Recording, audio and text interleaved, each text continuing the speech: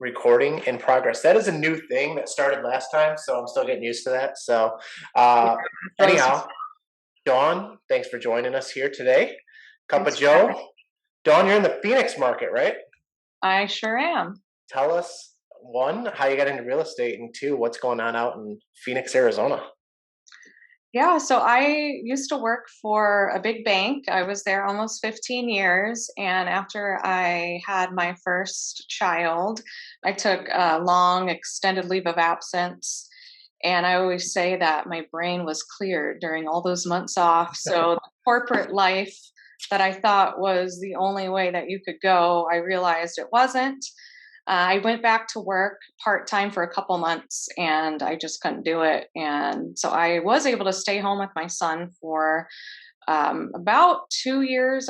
Yeah, about 2 years. And I realized, I love being home with my kids, but I needed something else outside of the home. And it was my husband that actually brought up, what about real estate? You always wanted to do that, but I wasn't allowed to being an employee of a bank because they said it was a conflict of interest. So Sure.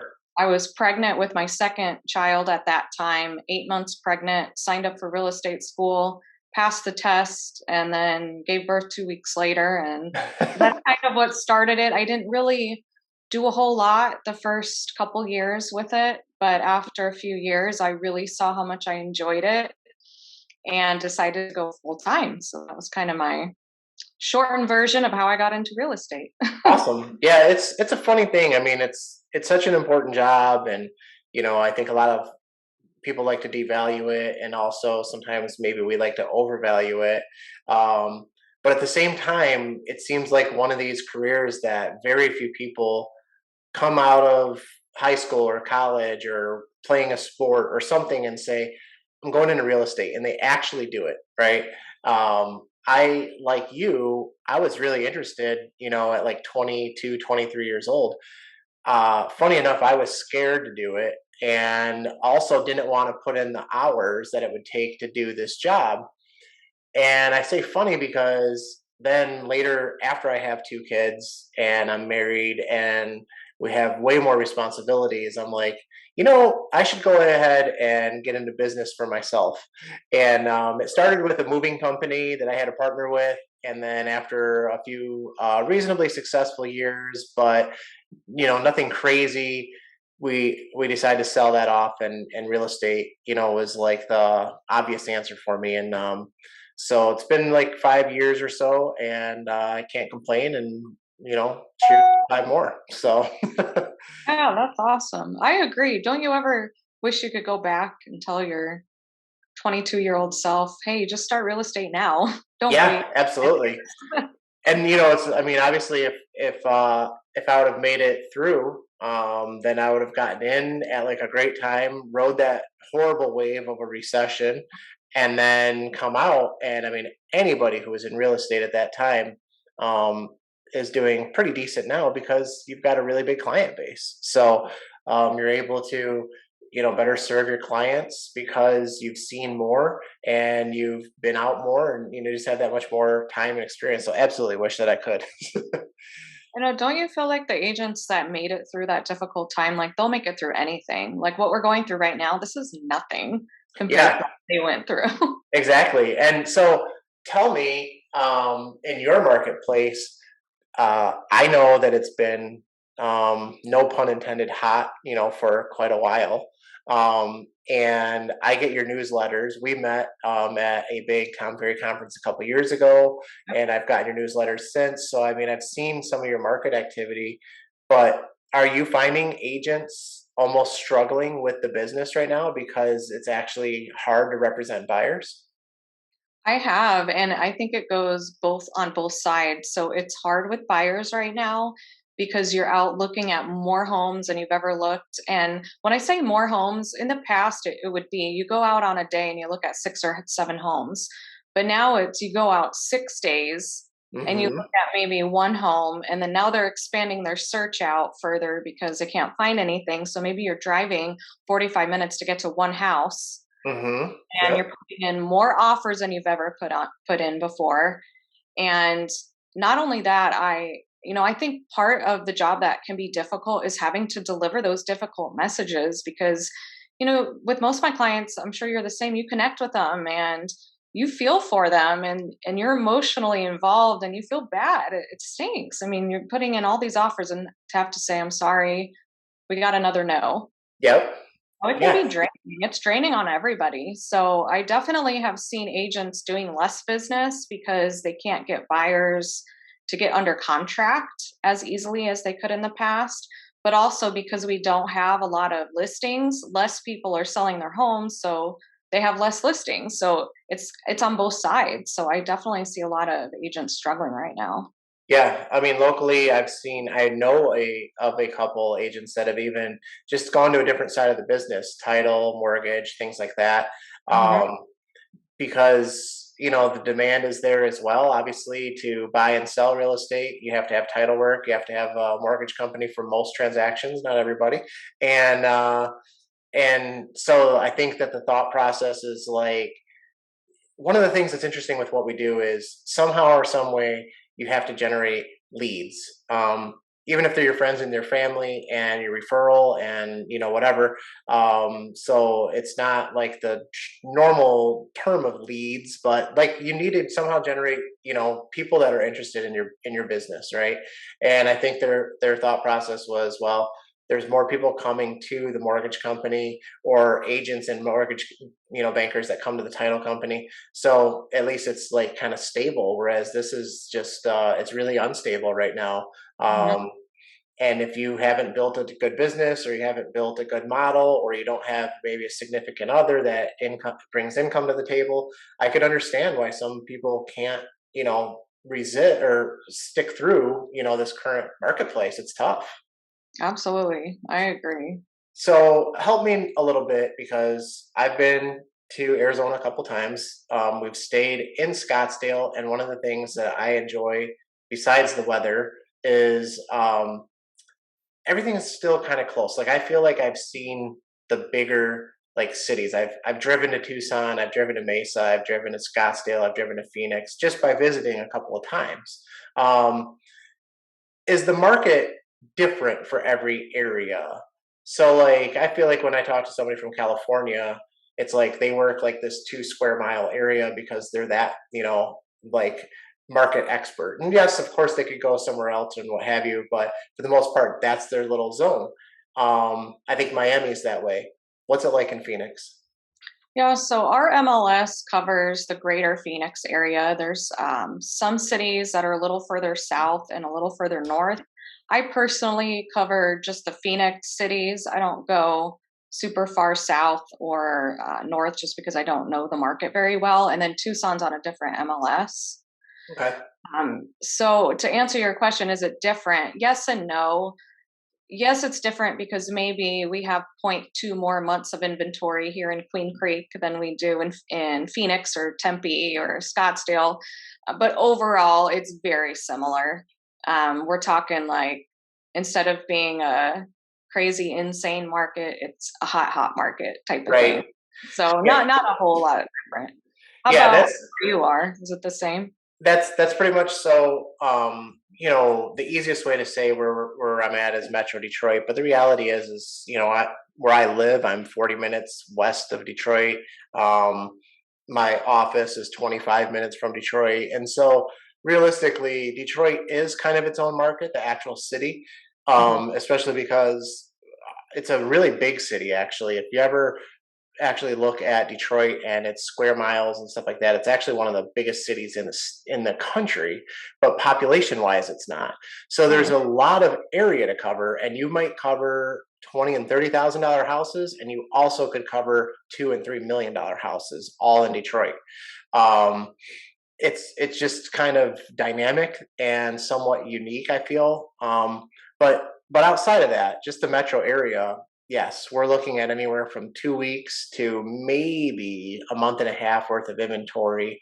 Again, depending on what city, what zip, maybe sometimes even certain streets dictate those things depending on where you're at. So it's pretty crazy, and that's what I try to explain to folks. Like they ask, if the market is slowing down. Yes, The answer is yes, it is. We've gone from 2 weeks of inventory back to 3.5 or 4 weeks of inventory. Yeah. It's like, Yeah.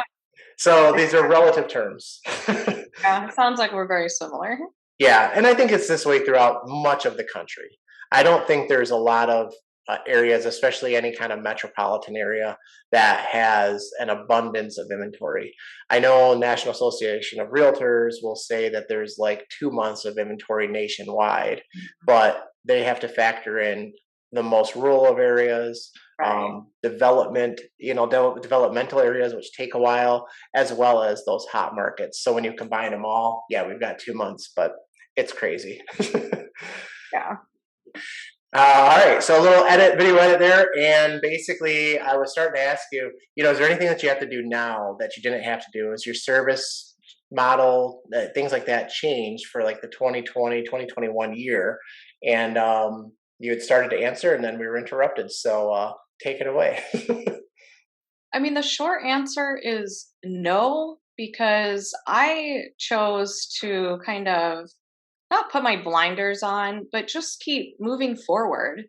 The market is what it is. We know as real estate agents that our business can go like this. I mean, we hope that we're more like this and going Hmm. up, but in reality, these things happen.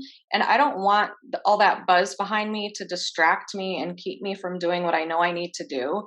So I've just been pushing forward, doing the things I know that I need to do, the same things I've been doing. Maybe I'm not out showing 7 buyers homes on a weekend anymore like I used to, but you know what? That's okay, because there will be the day where that's happening again, where, I have all these people at one time, and I'm okay with that. I'm like you, I've got a family.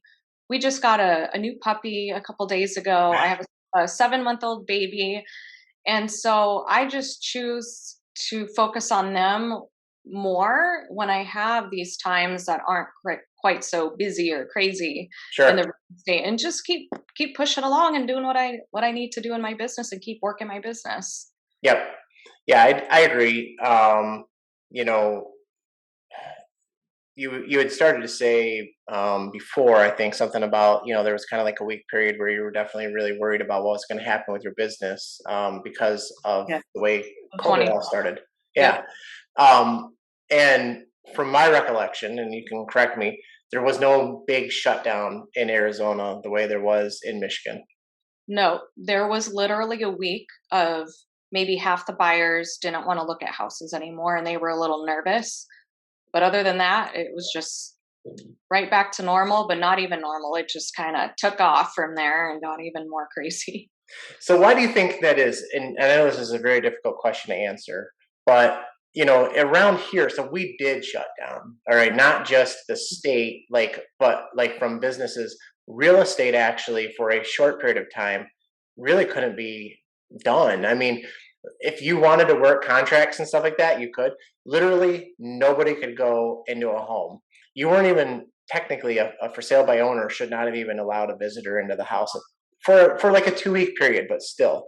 Um, and within those 2 weeks, the same was true. They basically said if you were not considered an essential business, then you were not to travel for work or go into an office setting.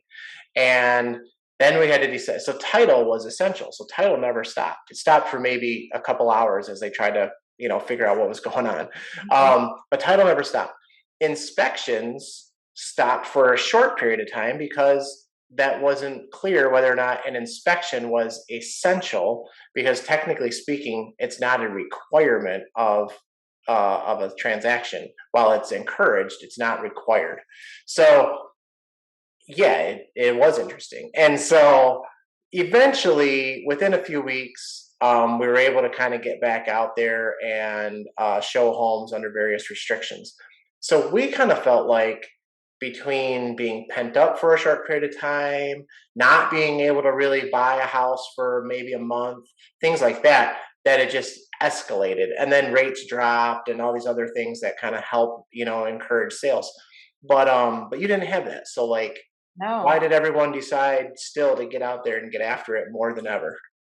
Real estate was deemed essential here. And so every branch off that could still operate, inspectors, um, title companies, lenders, some of them were doing things a lot differently. One of the inspectors I worked with had asked if anybody was comfortable doing a virtual meeting instead of coming to the house. Hmm. He would offer that. A lot of the title companies were doing their signings a lot different, the appointments and whatnot, and trying to not have so many people in at once. But from my point of view and my day-to-day business, the only thing that changed is having to put on shoe booties and wearing masks and washing your hands more and putting the hand sanitizer on. There was still lines outside to look at houses. And I think a couple reasons why that is. A lot of people were starting to work from home. So I started to see even more people want to buy a house. So they just didn't have the space Hmm. for a home office. And here in the area I live in Phoenix, there's a lot of people that um, felt that COVID wasn't a big deal, or maybe it wasn't real, or Hmm. whatever other reasons that they had in their mind. So they just didn't care and they still wanted to go, and it didn't bother them to go look at homes. They weren't worried about it. Yeah. A lot Yeah. of going on. Yep, and we definitely had that side of things. Once we could go, you still had some that were very fearful to go. We still had some that didn't care at all. They were asking, "Do I have to wear a mask?" Right. So you had all those various components to deal with. Um, but I think the biggest thing became, I mean, many schools around our area were completely virtual for the rest of 2020. Well, for the rest of the what was really the 2019 to 2020 school year. Mhm. But some remained as we started this school year that we're currently in. Some remained virtual, some didn't, some had hybrid programs, all this other stuff. And then as we approach the upcoming one here, um, I think everyone has at least a back to school plan, but many schools are still offering a virtual program as well. And so, yeah, as people began to work from home and all the family was at home pretty much 24 hours a day, Mhm. um, you saw that you didn't have the adequate space that you were looking for, whether that literally means square footage or matter mean, office space or a place for the kids or whatever. So I think that definitely spurred the big movement. And then, of course, because there was a big movement and prices increased, then you had people who had adequate space where they said, "Well, hell, I can make like $100,000 that I couldn't make before. I'm time to buy and sell." So, Yeah. Did you have um, clients? I mean, I had several that they had started their house hunt before COVID had hit, and I had these one clients. They ended up putting in 25 offers before one was accepted, and right smack in the middle is when COVID hit. And so they'd already gone through maybe 15 offers, and there's no way they were going to stop now because right. they'd gone that far. And I think a lot of people had the mentality of, well, maybe other people don't want to go look at homes because of what's happening, so I have a better chance. And so I felt that from a lot of people that, yeah, why am I going to stop now? And less people are going to be out there looking. But in all reality, that didn't happen. Yeah.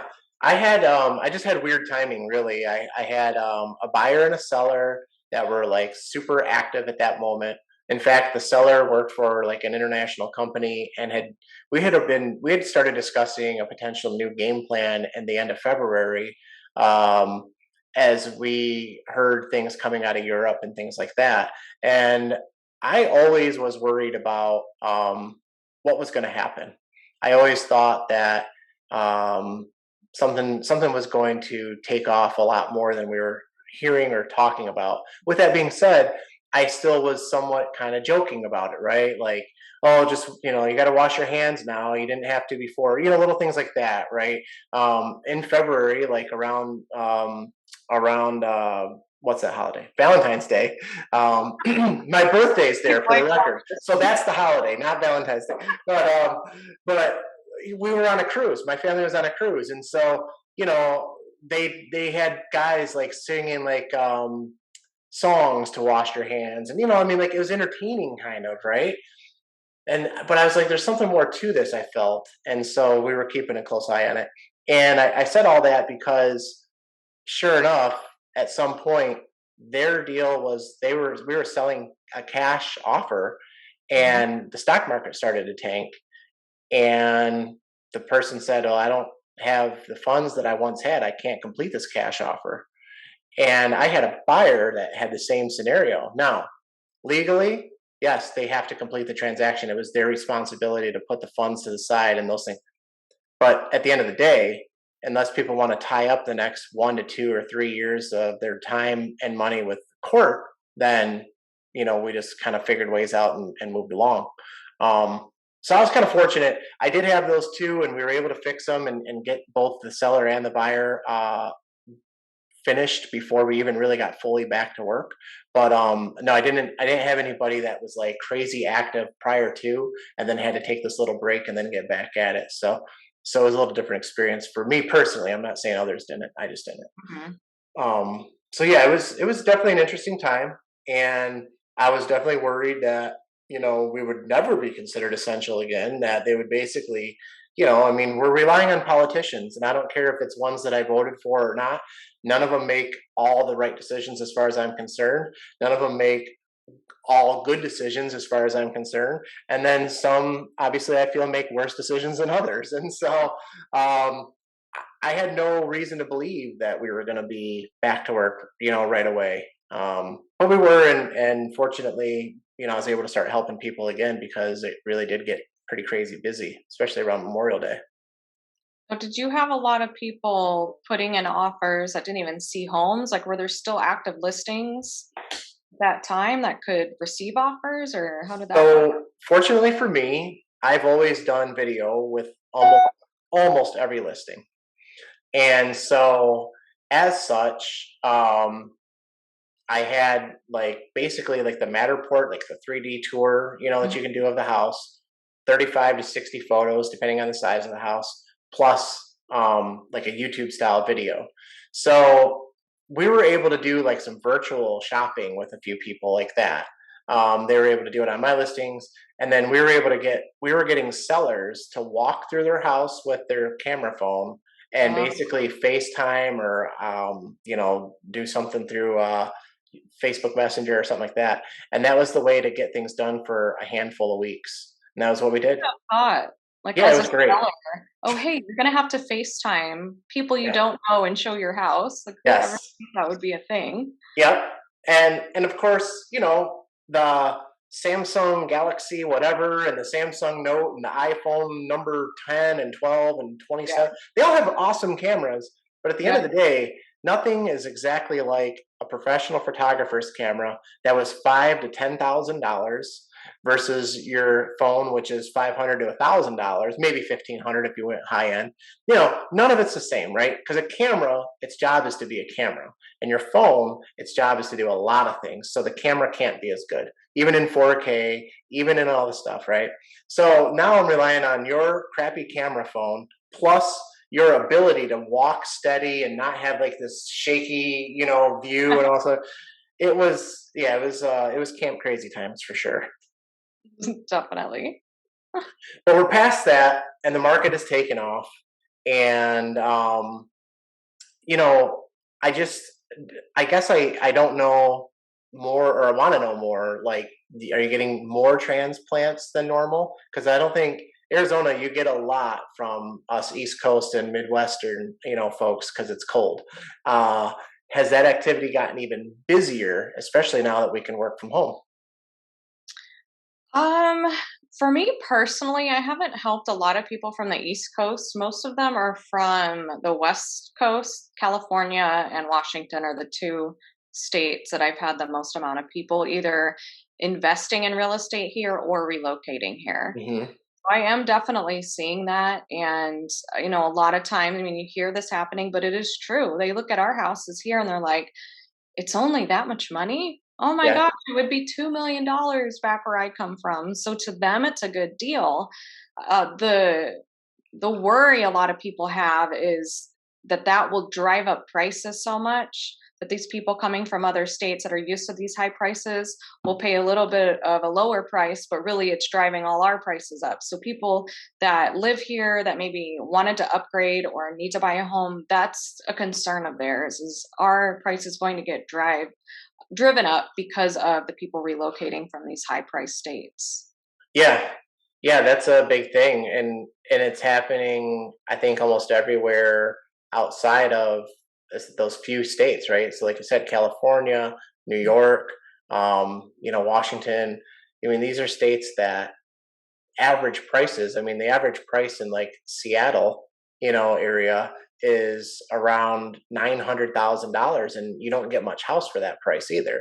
It's one thing if your average price was 900,000 and you were getting 3,500 square feet as well, right? But you're getting like 3 and 4 bedroom. 1,500 square foot home. Yes, like relatively small house, bigger than what I grew up in. Okay, but in today's standards, a small house. I know someone in North Carolina that, I mean, they're getting guys coming from like New York, and these are really nice properties that are 7 figures. But these people that are coming from Manhattan still think it's like cheap, right? They're like, oh, it's only 1.2 million. I just sold my place, for a loss at 5.4, or something Yeah. like that. It's a different life.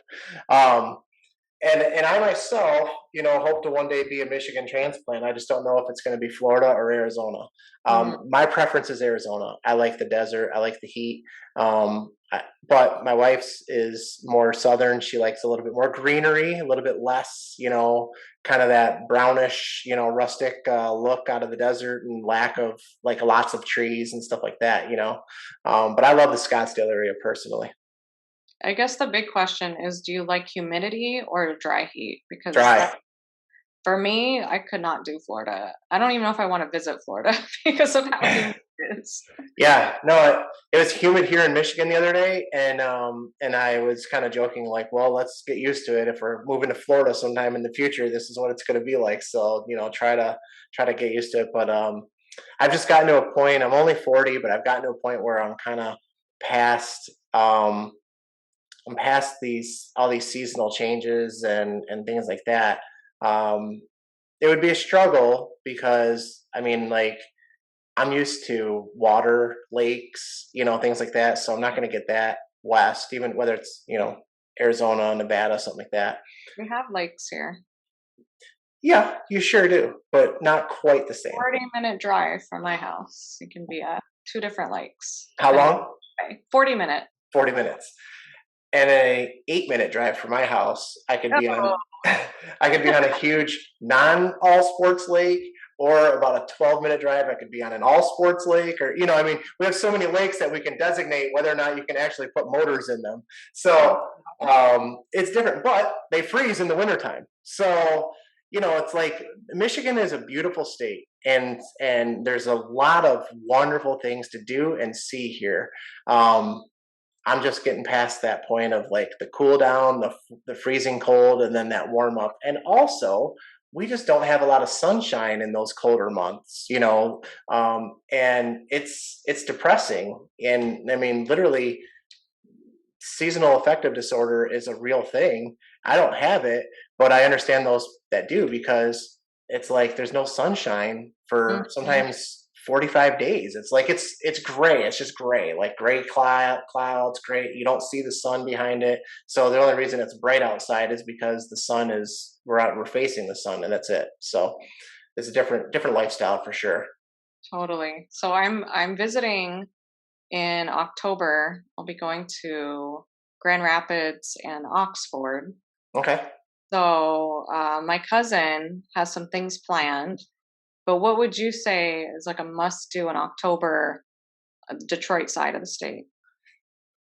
It's going to sound kind of lame, but you've got to visit like an all around apple orchard, because I feel like nothing really says fall like that experience in this area of Michigan, because you've got cooler temperatures, but it shouldn't be freezing yet.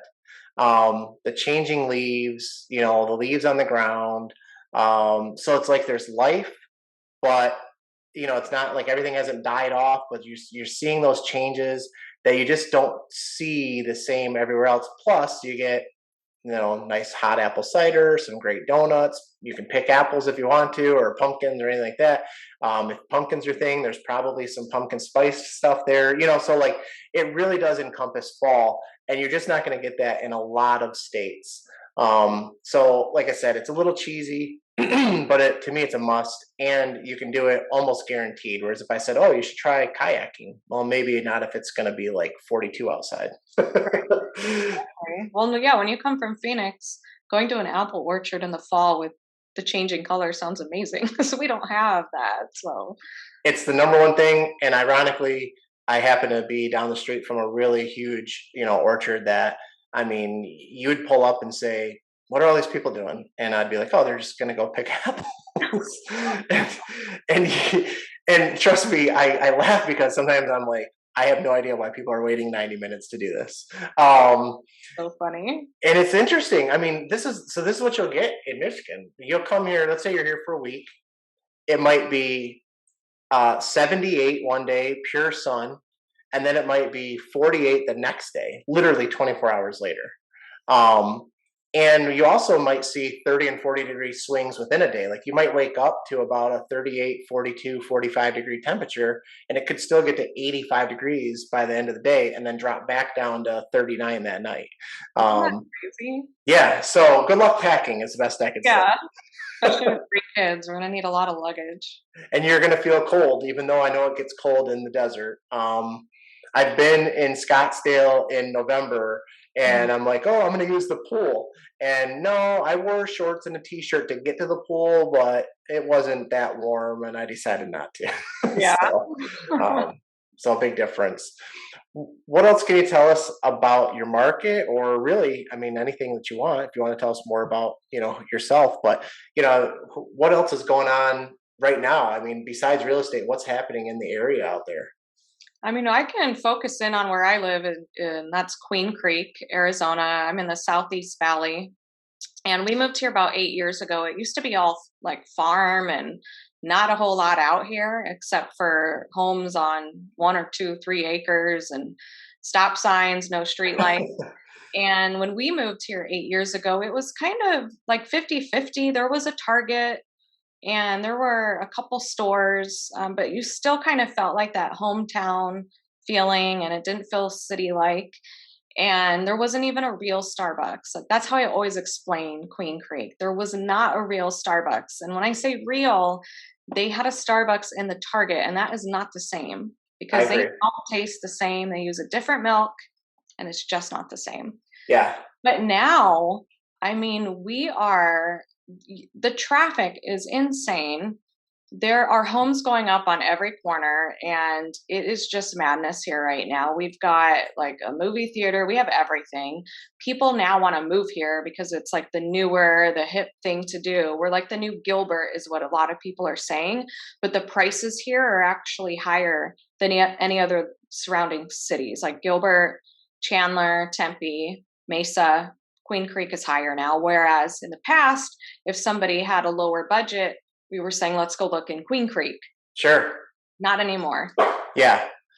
Well, that's kind of actually what it's like exactly where I live. So I live in South Lyon. Technically, I live in Lyon Township, and South Lyon's the city that we're surrounding. But we live in South Lyon, and it's been a farmland, equestrian, focused area up until maybe the last 15 to 20 years. Still been somewhat farm focused, but most of these farmers, their kids don't want to own farms. Even the apple orchard I was just telling you about is up for sale. They've been up for sale for a while, and the only people that want to buy it are developers. No, there's no farmers. That nobody wants to farm in 2021. I mean, it's a tough job, and I have no idea how much money you can make doing it.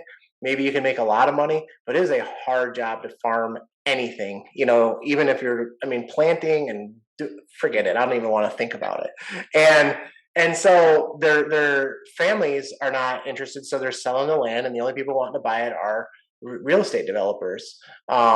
And so similarly, when we moved in 8 years ago, ironically, the same time frame for you and your family in your area, the median sales price was under 300,000, just under 300,000.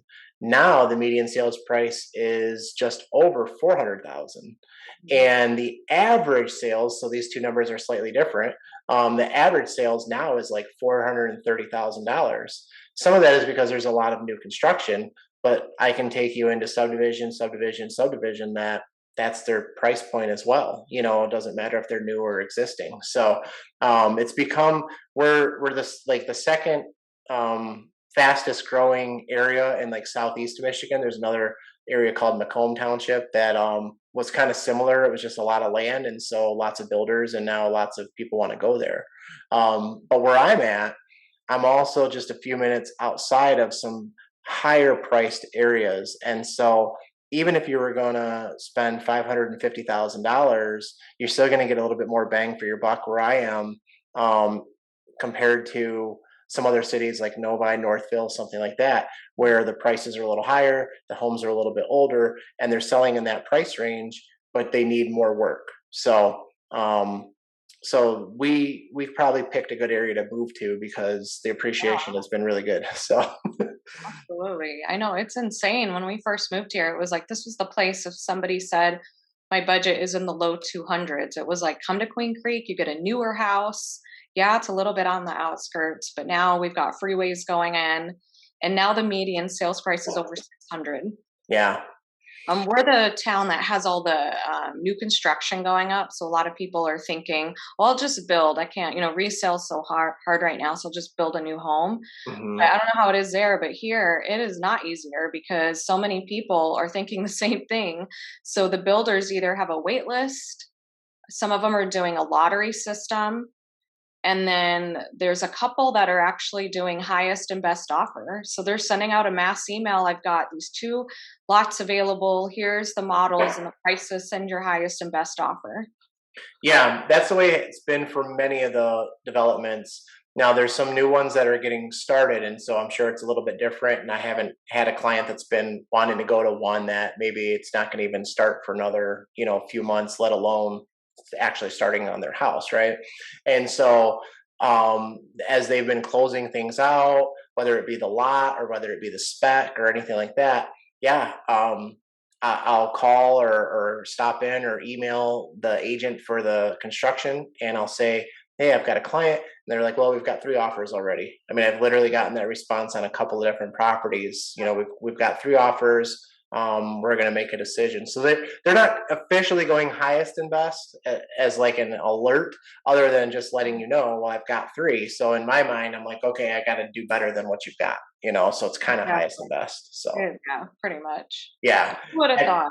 exactly. I mean, I can recall some people that would stay the night at this one particular builder every year at like Black Friday. I think they would basically say that they would sell like 1 or 2 lots for like cost, like so there was Oh, no premium. wow. So people would like stay the night at the builder site to try and get that.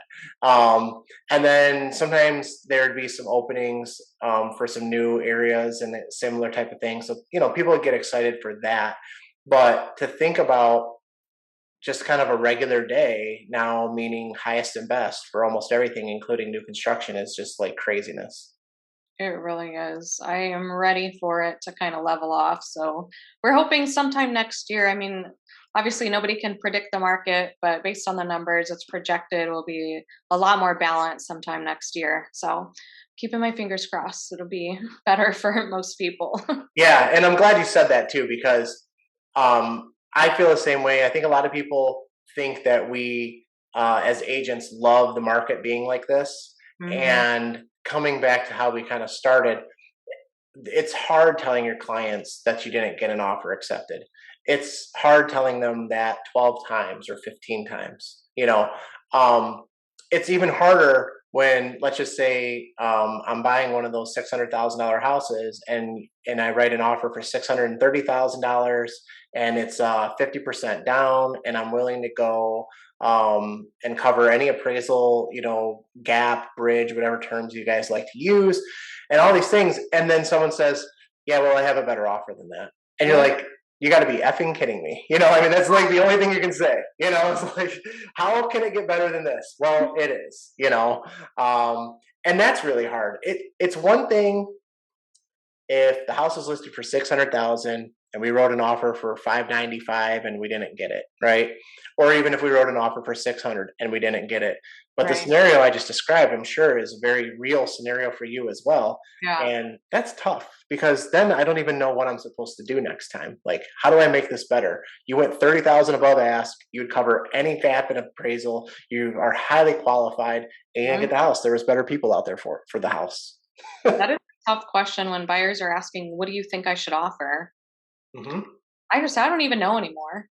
And I'll use examples like what you just shared to help them understand what's happening, and they have to make the decision. Because Yeah. I don't want to be the one to say you need to go 100,000 over to get this offer accepted. But sometimes that is the truth. But I think some people need to go through the motions and feel the rejection a few times to realize, maybe that is what I need to do if I Yeah. want this house. But yeah, I don't like it at all. I'm so ready for some change, and hopefully things keep going like they are. And when people say, "Is the market slowed?" we don't have to say, "Yeah, but like this." Say, "Oh Yeah. yeah."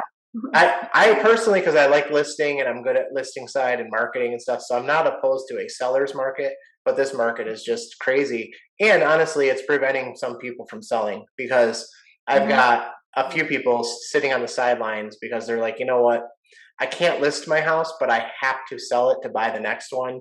Um, they want to upgrade. I mean, I can think of a couple people that want to spend significantly more than what they're going to sell for, and they're going to clear a lot from their sale, but that's their down payment on this higher priced home. They don't have $100,000 or $200,000 sitting in the bank. They're going to get it in equity, and Right. so they're just kind of hanging out. They're like, you know what? I'd rather our houses, level out or even dip 10 grand, 15 grand than have to try and compete with this right now. And I know I'm never going to get a contingent offer accepted, so forget it, you know? And then to your point, yeah, well, what do you tell them? I just start with, I know it's going to appraise. I believe it'll appraise with where we're listed at. So what number are you comfortable not getting this house? If you're going to sleep good at night because you only went $5,000 over, and it goes for $7,500 over, and you're going to sleep really good knowing that you didn't give that extra 2,500, then let's only go 5,000. Yep. Conversely, if you're not going to sleep good knowing you didn't get this house, then you have to put the best foot forward. And if that means $25,000 or $50,000, or I mean, I know an example of one that sold for $125,000 above ask, and it was a $675,000 house. So Wow. even on a percentage basis, that was still quite a large percent. It wasn't like it was $3 Yeah. million that went, Right. for 100,000 over. It was, it's like 30%. 30% of the cost of the home was over asking. Um, so people had to be prepared. And I know the agent that wrote a 75 above asking offer that again they were told it wasn't good enough, and they were raised $50,000 off. So it's tough, Yes. and it makes us not look as smart, right? Because as the expert in real estate, you can't tell me how much I should offer for this house to get it. It makes you kind of look a little bit. It can make you look bad. I've never had anyone complain, but it can start to look that way if time after time after time you just can't get it right. Yeah, and I think too, just being honest with people that I can't tell you because I have seen everything. So I Hmm. love your example of what's your best offer, and if you don't get the house, that you're going to wake up and go, "That's okay. I put forward my best foot, and I'm okay with that." Yeah, yeah, and I mean specifically, there was a house at Easter time that it went up for 600, and I said, "There's not going to be any chance this goes for less than 610," and it went for 612.5, and they chose not to write because they didn't want to go above 610. So, whether or not they're excited to know that they didn't get it for that $2,500, I don't know. But I do know that literally for $2,500 more, maybe even for 610, because I don't know all the other qualifications of the other Yeah. buyer. I mean, that's the thing people need to realize. Yes, when we're talking big variances in money, like the 125,000 versus 75,000 over, yeah, 50 grand, we'll make some. That's going to win. But when we're talking a few $1,000s, when we're talking a quarter of a percent or a half a percent difference, other factors come in. That's why it's called highest and best. The best part can take precedent. So you always So just got to put your best foot forward, man. amen. Don, if you don't have anything else that's really important then I need to find out? Obviously, if someone's coming out your way, how do we get a hold of you? How do we get you as our agent? And so give us all your links that you wish, and then Yeah. Best thing is just to Google Dawn sells AZ homes all together. That's everything. That's my website, my Facebook, my Instagram, my YouTube channel. Dawn sells AZ homes. there we go. And AWN, not John, not Don, DON, but Dawn, DAWN. it's funny. My last name is Muck, so I've tried using Muck Moves You, slightly a pun on the fact that you're going to move from house to house. Also, because I had the moving company prior, and it's funny how many people can't get the muck part right. It's like I thought that was easy. I thought it was unique. There's not a lot of mucks running around, but apparently not. And No, apparently, you have the same problem with Dawn and Don and John and yep. you And know. Forkenbrock, that's just another. I'm not even going to go there. Just Dawn sells AZ homes. You'll find me. Nice. And if we want to just follow on social, what's best for you socially? Are you an Instagram person, a YouTube person? I Yeah, mean, you said Instagram, all of it, but which one is like your go-to, your bread and butter? probably Instagram. Awesome. Yeah, Dawn sells AZ homes. Well, I greatly appreciate you taking time out of your day. It's almost lunchtime for you, and it's almost like quitting time for me. So, Oh, uh, thank you for having me. This was yeah, so for fun. sure. It's been good, and hopefully we'll have you, follow back up sometime in 2022 and see how things have possibly cooled Yes, off or gotten even definitely, worse. definitely. And if Thank I'm you. in the area, I'll hit you up so I can see some houses, and Yes. we could try selling my wife on it. Yeah, I'll have to show her. You have to give me a list of what she likes so I can like show her the area of the things she likes. Likes Florida, but awesome, Don. Again, appreciate it, and we'll talk with you soon. Okay, thank you. Thanks.